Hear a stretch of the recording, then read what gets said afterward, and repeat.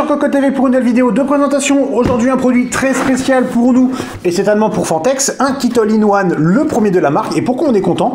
Tout simplement parce que c'est un retour aux sources pour Fantex qui avait commencé avec du refroidissement.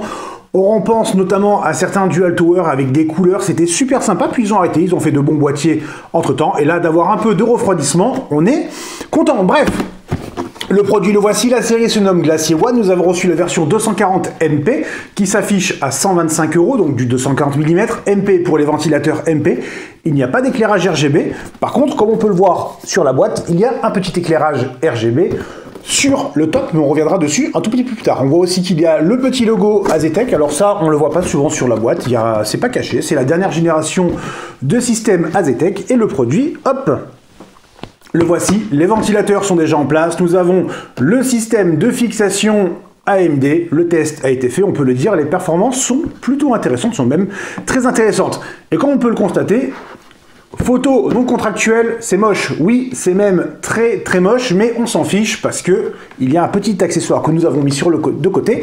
On reviendra dessus dans quelques minutes, dans quelques instants. Tout d'abord, les deux ventilateurs, ce sont des MP, nous l'avons dit, ils tournent à 2200 tours par minute sur la version 120 mm.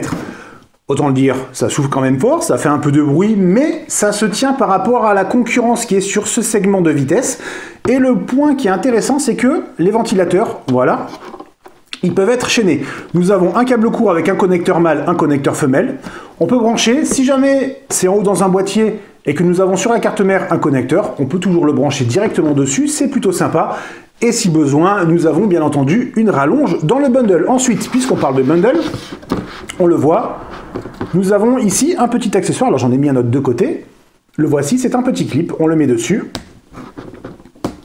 Et ça permet de resserrer les tuyaux. Alors, c'est pas mal. Forcément, quand on les met, c'est beaucoup plus raide. On peut encore plier énormément, ou plutôt courber énormément les tuyaux, mais ça limite un peu les angles qu'on peut avoir. En revanche, ce qui est sympa, c'est que nous avons un petit espace au milieu. On pourra toujours faire passer des câbles si besoin ici. Bref, l'idée est originale.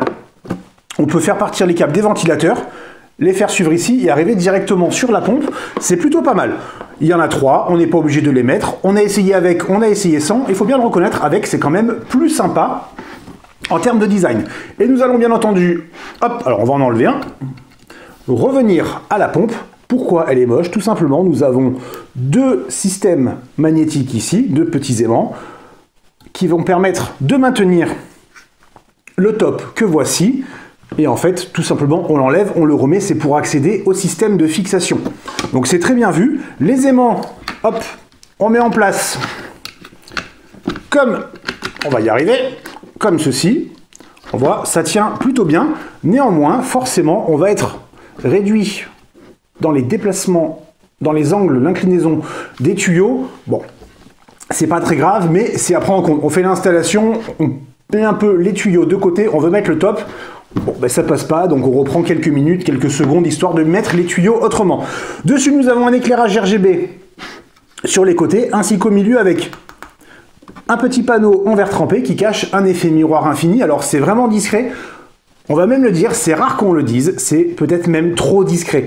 L'atténuation au niveau de l'effet miroir, le dessus est peut-être un peu trop opaque, ça manque un peu de lumière, de notre point de vue, c'est un peu dommage. Bon, l'avantage, c'est que si on aime quand c'est discret, mais qu'on veut quand même un peu d'éclairage RGB adressable et synchronisable bien entendu, on a tout ce qu'il faut.